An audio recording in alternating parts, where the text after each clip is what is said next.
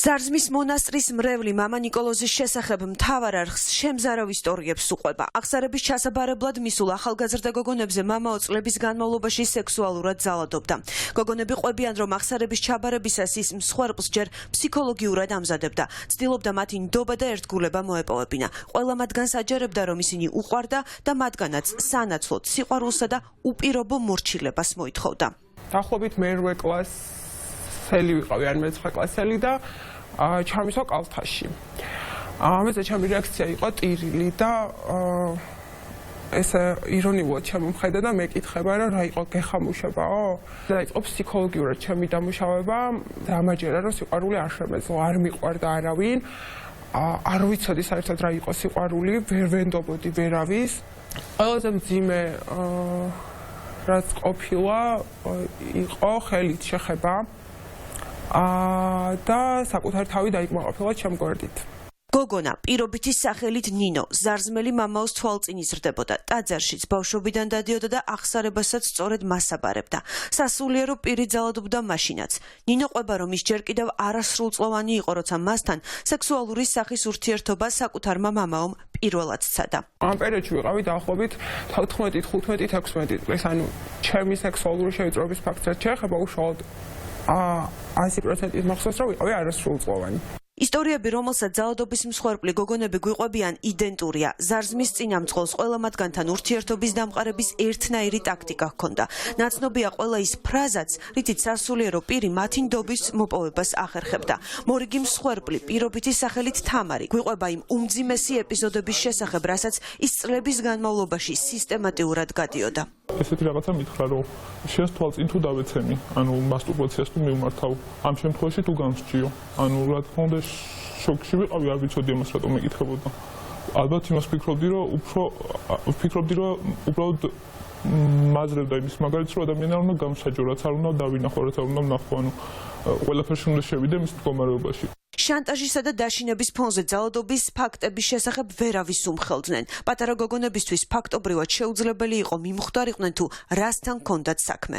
გამშვიდობებისას დაიწყო ჩემი სახის ხარბად დაკუცნა და მაქსიმალურად ცდილობდა, რომ ტუჩებიდან ახლოს ეკუცნა. და ამან კიდევ უფრო მეტად გამიღრმავა ეჭვი, რომ რაღაც ისე არ იყო, როგორც უნდა ყოფილიყო. ცდილობს, რომ თავისი მანიპულაციების, თავისი გავლენის ქვეშ მოგაქციოს, რომ უბრალოდ არ შეგეძლოს მის წინააღმდეგ წასვლა. იყენებს ანაფორას იმისთვის, რომ გაიძულოს, რომ ემორჩილებოდა ღმერთის სახელით აკეთებს ამას, გეუბნება, რომ ჩამოყვები ჯოჯოხეთში, ანუ ჩემს თავს განახებ ცოდვაში, რომ შენთან ერთად დამოვიდე ცოდვიდან. მოძალადე მამაოს დანაშაულებებზე ჩვენთან სამმა გოგონამ დეტალურად ისაუბრა. ერთ-ერთია გოგონა პირობითი სახელით ქეთი. მას მამა ნიკოლოზი დაჟინებით სთხოვდა, რომ რაც მათ შორის ხდებოდა ეკლესიის კედლებს გარეთ არ უნდა გაეტანა, რომ მისი ძალადობა აღსარების საიდუმლო იყო და დაუშვებელი იყო ამის შესახებ ვინმესთვის მოეყოლა.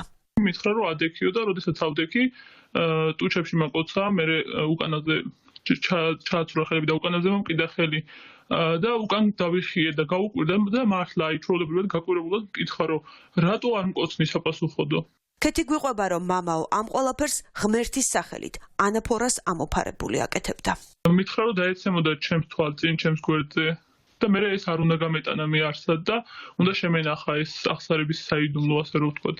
მითხრა, რომ ერთ დღეს დადგებოდა ისეთი მომენტი, როცა ისე გამიჭირდებოდა და ისეთ დღეში ვიქნებოდი, რომ თავად მოვთხოვდი ამ ყველაფერს და თავად მივიდოდი მასთან.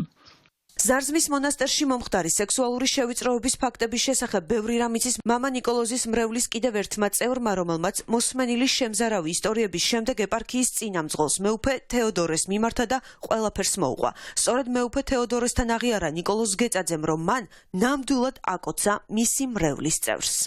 ვაკოცე ერთი მეფშო ო ეგ იყო მეფი არა გეტყვი აგე მაგას გეუნდას მაგას ვაკოცე არა ხარ მართლა არქიმანდი მაგაცმა ვიღაცას ქალს აკოცე პუჩებში ვიღაცა ქალს ვაკოცე მე ამდენი ხანი ქალს არ ვიღებ იქიდან გამომდინარე რომ ეხლა უწოდას რომ მეც გამიშთა პრეტენზია იდაბილიონი რომ აკოცე პუჩებში და ხო მე მაგას გეუნები მე რა ამით ის კი არ გავაკეთე რაღაცა უბედურება კი არ გავაკეთე.